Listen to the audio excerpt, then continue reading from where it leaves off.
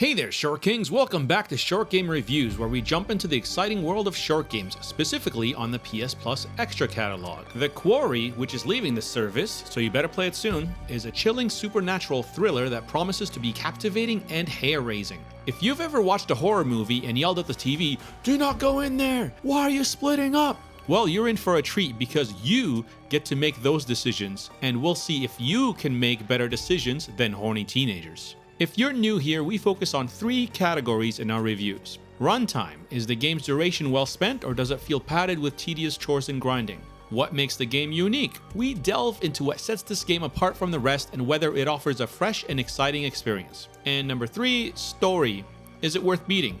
Does the game deliver a compelling narrative that's worth investing your time and emotions in? So who is this game for? The Quarry is for you if you love extremely cinematic storytelling, atmospheric horror, and intense decision making. If you are the type who enjoys a heart-pounding narrative and wants to test your wits under life or death pressure, this game is tailor-made for you.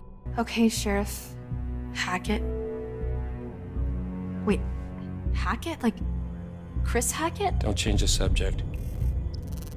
What the fuck? So whether you're a fan of interactive movies, a horror enthusiast, or just someone seeking an unforgettable gaming experience, The Quarry is a haunting adventure that you won't want to miss. Spooky season has officially started, so this is a perfect game to play before it's gone. So, like a moonlit lake with impending danger, let's dive right into this.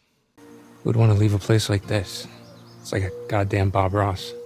Cinematic storytelling. The Quarry sets the bar for cinematic storytelling. There is no other game that even comes close to the visual presentation. It does get close to the uncanny valley, but if you squint or don't sit too close, it might as well be a real movie. It's basically an interactive horror film. The game introduces players to a group of characters, sending them on a chilling adventure that unfolds in a summer camp setting. As the story progresses, the players take control of various camp counselors, shaping their personalities through dialogue choices, guiding their actions, and making critical who gets to live decisions along the way, blurring the lines between passive viewer and active participant, allowing players to become emotionally invested in their fates. They all can have a character arc. Well, it depends on what ending you'll end up with. After all, their fate is sealed in your hands. You are the one who gets to decide how many survive by either your choices or mistakes in the QuickTime events. Let's briefly touch on the cinematic audio. The voice acting is great, they talk like real teenagers, and also the music is very fitting. They got real music with both mainstream and indie artists. The only complaint I really have when it comes to the cinematics is about the texture of the infamous villain. I won't say what or who it is, but it's a familiar image, and this game does everything it can visually to not make it look like the iconic thing that we're used to. Other than that, it's a perfect score for cinematics.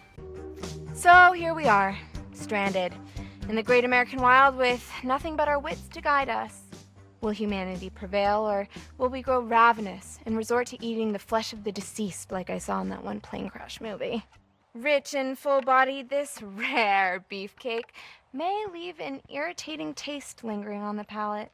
Unique. What makes The Quarry unique? The Quarry is not a typical game, it is an interactive movie, so just the look and feel of it is unique. The graphics are amazing most of the times, and just the way the characters move and talk make it feel like you're not playing a typical video game. Although you do get to control the characters when exploring, you're either in a cinematic mode, where you get to make 1 or 2 decisions, or you're free to walk around and collect clues. When the real tense moments happen, it's as simple as 1 button, but you have to time it extremely well. These are called QuickTime events. Normally they are frowned upon in other games because they take you away from the action, but in this setting this feature shines. You're not some marine commando, you're literally a teenager who's never used a gun before, so they don't expect too much hand-eye coordination from you. We're basically watching a movie and directing where the story goes. Now during the exploring bit, you might walk toward the danger, but that's part of the fun. Another unique feature, it's the interesting twist on the co-op mode. You can have up to 8 friends over, and each one gets to pick a character. Whenever that character is playable, you pass the controller over. This will make for a fun party mode full of laughs and cheap scares. If you'd rather sit back, there's also something unique. They added a movie mode. In the movie mode, you get to decide ahead of time if everyone lives, everyone dies, or you can go into the director's chair where you get to shape each character and decide what their motivations are and how they will behave and react. Then you could just sit back with the popcorn and you don't even need a controller. But keep in mind that this is not a typical movie length. So 2 out of 3 on the unique scale. While this in itself is a unique game, there are many games like this with the exact same walking sim style and QuickTime events.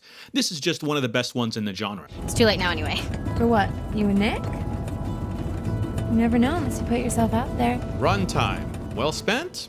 The Quarry, although known to be a short game, when comparing it to a movie, it's hardly short at all. How long does it take to beat the Quarry? Well, the same as it takes to watch the entire Lord of the Rings trilogy. You're looking at 9 to 10 hours for the first run. Yes, this is the longest short game we've reviewed so far. The pacing is consistently slow and building up tension, especially in the beginning. The first half of the game is just the setup and the character building. We get to enjoy their dynamics and personalities before we see them meet their potential fate when the time comes. Remember, this is just one outcome and the game has multiple branches. So if you want to see all that this game offers, uncover all the secrets and see all the different branches and endings, you're looking at closer to 30 hours.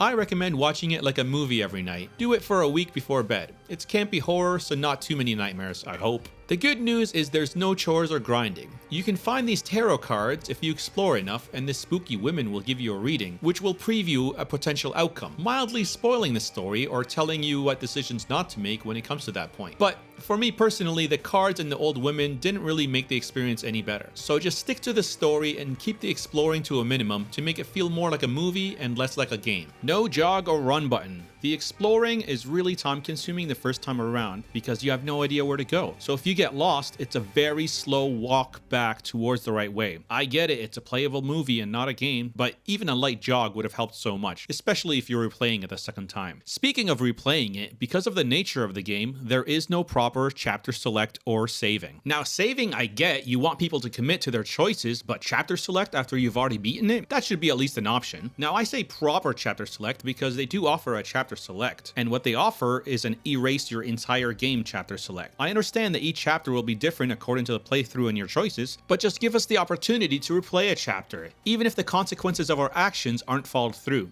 So 2 out of 3 stars on its runtime. One more night in the great outdoors might actually kill me. Hey, what doesn't kill you will make you stronger. And now it's time for the Dad Gamer Quick Check. Okay, so if you've gotten this far, you'll know that this game is definitely not wholesome. Don't play this with your kids if they are sensitive. This is rated for 17 and over. There's no nudity, but there are themes. There's alcohol present, but no one really drinks, and the gore is quite gory. They don't just hint at it. The camera will actually linger at the gruesome moment, so you get to experience all the carnage. So be warned, mild complaints. No 60 frames per second on the PS5. I get it, movies are 24 and most of the game looks fine, but when you control the movement, you really start to notice the lag and that just takes you out of it. The phone flashlight. Okay, this is really nitpicky, but no phone's torch feature emits that kind of a cone of light. It should be a wide beam, not a snooted spotlight. Overall, I had a lot of fun with it, so 8 out of 10 would play again. So that's it. If you're into cheesy horror, it's spooky season and this game is leaving the PS Plus extra catalog. What more reasons do you need? If you've watched this whole video, you might as well get started. If you like the idea of short games, there's more on the channel. So until next time, be a friend and I'll see you again.